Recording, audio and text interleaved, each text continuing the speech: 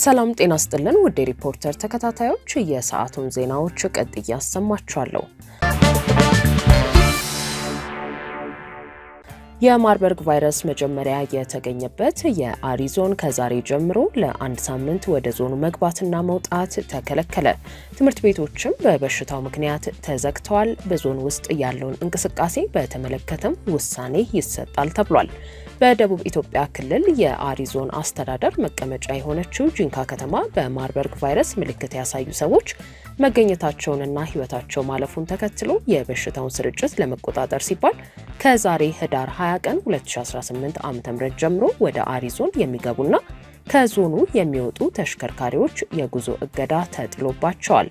በጂንካ ከተማ ቫይረሱ መገኘቱ በላቦራቶሪ ምርመራ መረጋገጡን የጤና ሚኒስቴርና የኢትዮጵያ ሕብረተሰብ ጤና ኢንስቲትዩት ህዳር 5 ቀን 2018 ዓ.ም ካስታወቁ በኋላ በአሪዞን ዋና አስተዳዳሪ የሚመራ የበሽታውን ጉዳዮች የሚከታተል ግብረ ኃይል ተዋቅሮ የነበረ ሲሆን ግብረ ኃይሉ ከትላንት በስቲያ ሐሙስ ህዳር 18 ቀን ባደረገው ግምገማ የመከላከልና መቆጣጠር ስራዎች መጠናከር እንዳለባቸው እንዲሁም የበሽታው ስርጭት ከሰው ወደ ሰው ለመተላለፍ ቀላል በመሆኑ የትራንስፖርትና ሌሎችም ማህበራዊ አገልግሎት መስጫ ተቋማት ጥንቃቄ በተሞላበትና በበቂ ሁኔታ አገልግሎት እንዲሰጡ ይህም አፈጻጸሙ እንዲገመገም ተነጋግረው እንደነበር የዞኑ ኮሚኒኬሽን ቢሮ አስታውቆ ነበር።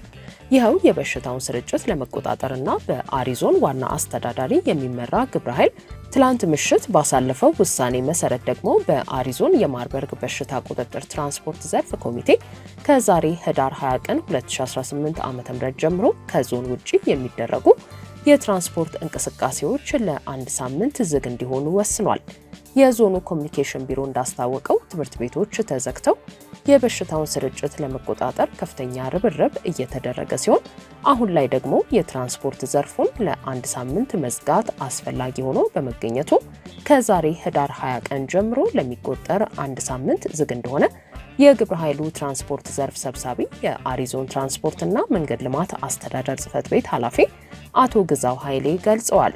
ኃላፊው ከአሪዞንና ከጂንካ ከተማ ትራፊክ ፍሰት ኃላፊዎች፣ ከጸጥታ መምሪያ፣ ከዞን ፖሊስና ከጂንካ ከተማ የመንገድ ደህንነት ኃላፊዎችና የአሪዞን ትራንስፖርትና መንገድ ልማት አስተዳደር ጽሕፈት ቤት ማኔጅመንት አካላት ጋር የውይይት መድረክ ያካሄዱ ሲሆን በመድረኩም ከክልል በወረደው አቅጣጫ መሰረት ሀገር አቋራጭ የህዝብ ትራንስፖርት ለአንድ ሳምንት የታገደ ሲሆን በከተማ የሁለት እግር ተሽከርካሪዎችና የታክሲ አገልግሎት የሚሰጡ ተሽከርካሪዎች ብሎም በዞን ውስጥ የሚኖሩ የትራንስፖርት እንቅስቃሴዎች በቀጣይ ቀናት ውስጥ ውሳኔ እንደሚሰጥባቸው ገልጸዋል። ኃላፊው አያይዘውም በአሁኑ ወቅት የማርበርግ በሽታ በጂንካ ከተማ ውስጥ የተከሰተ እንደመሆኑ መጠን ወደ ሌሎች አካባቢዎች እንዳይዛመት እንዲሁም ማህበረሰቡ ራሱንም ሆነ ቤተሰቡን ከበሽታው ለመጠበቅ ከመንግስት የሚወርዱ አቅጣጫዎችን በቀናነት ተቀብሎ ለመተግበር ትብብር ሊያደርግ ይገባል ሲሉ አሳስበዋል። በተያያዘ ዜና በትላንትናው ዕለት የሲዳማ ክልል ርዕሰ መስተዳድር ደስታ ሌዳሞ በክልሉ ሐዋሳ ከተማ በማርበርግ ቫይረስ የተያዘ የአንድ ሰው ህይወት ማለፉን በመግለጽ የክልሉ ህዝብ በቫይረሱ የሚጠረጠሩ ወይንም ምልክቶችን ያሳዩ ሰዎችን እንዲጠቁም ጥሪ አቅርበው የበሽታውን ስርጭት ለመግታት ከፍተኛ ዝግጅት መደረጉን መግለጻቸው ይታወሳል።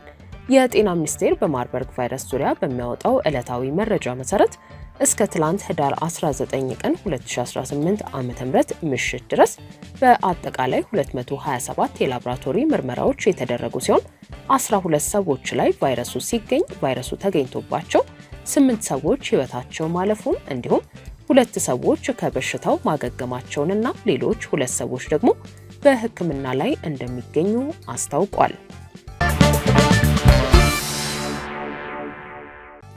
ስምንት የመንግስት የስኳር ፋብሪካዎችን ለመሸጥ ለዓመታት ሲካሄድ የቆየው ጥረት እንዲቋረጥ ተወሰነ።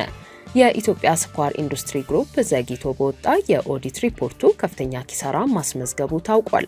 ፕራይቬታይዝ እንዲደረጉ የተወሰነባቸው 8 የመንግስት ስኳር ፋብሪካዎችን ለመሸጥ እንደ አውሮፓውያኑ አቆጣጠር ከ2019 ጀምሮ ለዓመታት ሲካሄድ የነበረው ጥረት እንዲቋረጥ መወሰኑ ተገልጿል። ይህ በእንዲህ እንዳለ ከዓመታት መዘግየት በኋላ በወጣ ኢትዮጵያ ስኳር ኢንዱስትሪ ግሩፕ የኦዲት ግምገማ በ2015 በጀት ዓመት ገቢው በ13 በመቶ ቀንሶ እንደነበር አመላክቷል። ፋብሪካዎቹን ለመሸጥ በተደጋጋሚ በወጡ ጨረታዎች የተገኙ ዋጋዎች ለእያንዳንዱ ፋብሪካ በገለልተኛ የውጭ ኩባንያ ከተሰራው የሀብት ግመታ እንዲሁም መንግስት ፋብሪካዎቹን ለመሸጥ ካስቀመጠው ዝቅተኛ የዋጋ ተመን በታች በመሆኑ ከ2 ዓመታት በፊት ፋብሪካዎቹ በድርድር እንዲሸጡ ተወስኖ ነበር።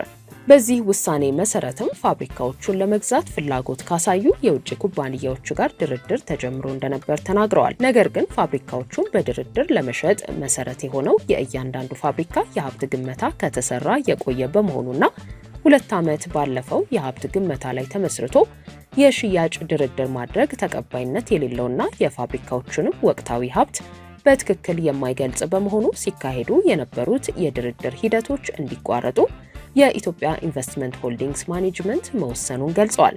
ይህንን ተከትሎ የኢትዮጵያ ኢንቨስትመንት ሆልዲንግስ የማምረት አቅማቸው ላይ ማሻሻያ ተደርጎ በድጋሚ ለሽያጭ መቅረብ የሚችሉትንና በመንግስት እጅ መቆየት ያለባቸውን ፋብሪካዎች በመለየት ምክረ ሀሳቡን ለቦርድ እንዳቀረበና ቦርዱም ምክረ ሀሳቡን እንደተቀበለው ገልጸዋል። በመሆኑም ከዚህ ቀደም በነበረው ውሳኔ መሰረት ስኳር ፋብሪካዎቹን ለመግዛት ከኢትዮጵያ ኢንቨስትመንት ሆልዲንግስ ጋር ድርድር ሲያደርጉ ለነበሩ ኩባንያዎች ሂደቱ መቋረጡን የሚገልጽ ደብዳቤ መላኩን አስረድቷል። ከ2 ዓመት በላይ መዘግየት በኋላ መንግስታዊ ሆነው የኢትዮጵያ ስኳር ኢንዱስትሪ ግሩፕ የ2015 በጀት ዓመት አፈጻጸም በመንግስት የኦዲት አገልግሎት በተደረገው የፋይናንስ ሪፖርት ድርጅቱ በበጀት ዓመቱ ገቢው ከ13 በመቶ በላይ ወርዶ በዓመት ወደ 7.4 ቢሊዮን ብር ዝቅ ማለቱንና የገቢው መቀነስም ከዓመት ዓመት መቀጠሉን አመላክቷል። የኢትዮጵያ ስኳር ኢንዱስትሪ ግሩፕ ያለበት አጠቃላይ ኪሳራ እስከ 2015 በጀት ዓመት ብቻ 9.6 ቢሊዮን ብር መድረሱን የጠቆመው የኦዲት ሪፖርት በ2014 በጀት ዓመት ከነበረው 22 ቢሊዮን ብር የኪሳራ መጠን አንጻር የቀነሰ ቢሆንም ድርጅቱ ችግር ውስጥ መውደቁን ግን ያመላክታል ተብሏል። የውጭ ምንዛሬ ኪሳራው ከ12 ቢሊዮን ብር ገደማ ወደ 3.6 ቢሊዮን ብር ዝቅ ሲል ኦፕሬሽን ሎስ ወይንም በስራ ላይ የሚያጋጥም ኪሳራ ከ15.7 ቢሊዮን ብር ወደ 3.8 ቢሊዮን ብር መውረዱ በኦዲት ግኝት ተጠቅሷል። በክልሉ ያንዣበበውን ጦርነት ለማስቀረት እንደሚሰሩ ሌተናል ጀነራል ታደሰ ወረደ ተናገሩ።